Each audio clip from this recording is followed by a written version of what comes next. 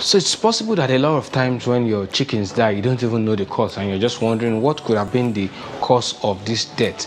Probably after this video, you will be able to trace some of the things you were doing wrong and you'll be able to correct your mistakes. So vaccination in poultry is one way that we manage diseases, that we avoid diseases. But then the same vaccination, if you get it wrong, things may go wrong and it begins to kill your birds. So I'm going to be mentioning a few things that you need to consider before you vaccinate your birds. I will not relent until you get these things right. Vaccination is very important and you should know how to do it, exactly how to do it. I'm going to start from the most basic aspect that I might have mentioned before, and you've heard me say that before, but then I'm going to graduate into the parts that I'm sure you don't see this coming and you are definitely going to benefit from this video. Just make sure you stick with me and watch it to the very end. Welcome back to my channel. This is DIY Agric, your number one animal scientist and your poultry success partner. So if you enjoy videos that will help you improve on your poultry farming business, you are doing layers or broilers or even noilers, anything poultry, actually even turkey farming, you can subscribe to this channel because you're going to be gaining a lot. So back to the topic of today.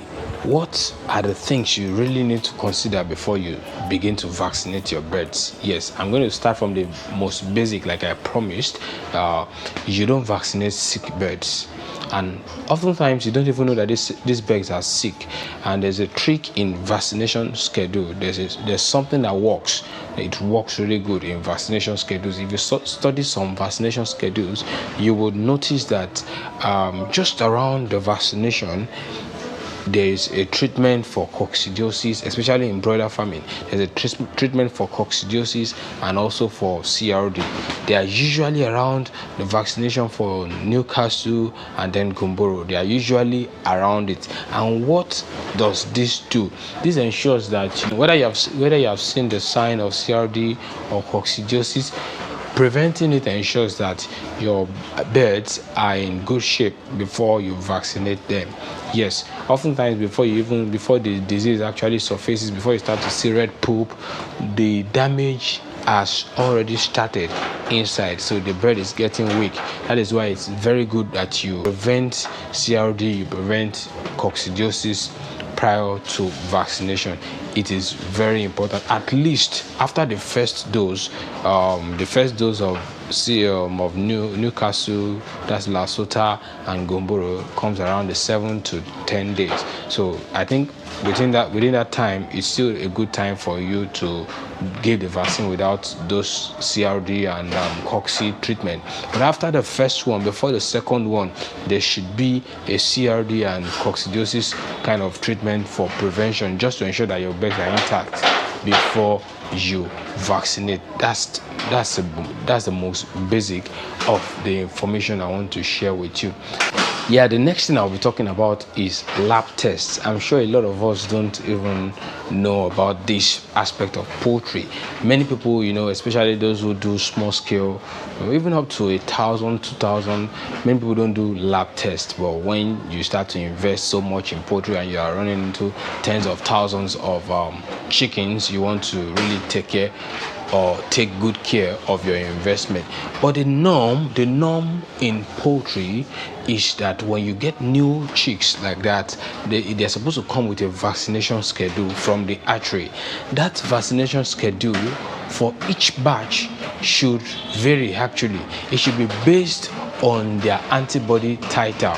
Before you have a schedule of antibiotics and then vaccines that you can use, and also when to give the vaccines. All these are usually based on the antibody titer of the birds. So they want to ensure, because from the parent stock, from the parent breed, the maternal antibody is transferred from the hen that laid the egg, is transferred to the chicks actually. So you want to know the level of maternal antibody that is inside the chicks, and you want to know how strong they are when you should give them antibiotics, and all manner of scientific discoveries that you want to make there. So it is important that you take your chicks you take samples, maybe just a few of them. The vet will come and take the blood sample, and then they go and run a test, and based on that antibody titer, they are able to recommend the kinds of antibiotics you should use and the dates of their vaccination. So they are able to provide you with a long schedule, a long vaccination and medication schedule for your chicks. That is very, very important, especially when you are doing layer farming and you bring in the day-old chicks to raise them to point of cage, point of lay, and then they start to lay for you. So that is one aspect of medication and vaccination that you may not know, but it is important that you know. Yes, probably now what you just do is to get a vaccination schedule. Like many people call me, they say, okay, DIY, please send me a vaccination schedule for my chicks, and I do. But that's just like a general vaccination schedule.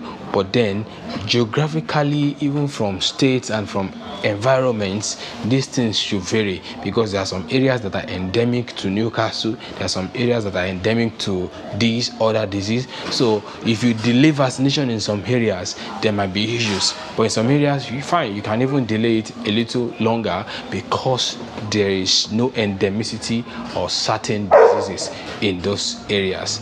So this is another very important aspect that you want to take note. So anytime you're going into mass or commercial production, and maybe you think the investment is so large and it's worth the time and the cost of running a lab test on your chicks, then that's the way. Actually, it's just that most of us have deviated from the norm and we are trying to save costs. So that's number two. And number three, this is actually pertaining to vaccination. Before you vaccinate, a lot of people, because you want to be so clean and you want to be neat, you want to wash your drinkers and feeders with soap. Prior to vaccination, you must not wash your drinkers with soap. Again, prior to vaccination, that is before you vaccinate your birds, maybe a day or 2 days before, you should not wash your drinkers with soap. No detergent at all. No detergent. Just use the regular water and wash. That is all you need. Why? Because inside all these detergents that we use, there's chlorine, and chlorine is capable of rendering the vaccine inactive. It is capable of killing the live organism that is inside the vaccine, which is supposed to stimulate an immune response in your birds. So if you do that, if you wash your drinkers with soap, you might just be giving your birds milk and water instead of vaccine, because you must have killed the vaccine inside the water. Again, do not wash your drinkers with soap a day or 2 days before vaccination. So that's just the 3 tips I want to drop in this video. If you think you've got value in this video, please go right there and click the like button so you can tell YouTube that I'm giving you stuff that you really want. And if you are yet to be a subscriber on this channel, please go there and click the subscribe button. Also, if you don't want to miss any of my uploads, you want to click the notification bell so you get notified once I drop those educative videos for you. Thank you very much for watching. Bye bye.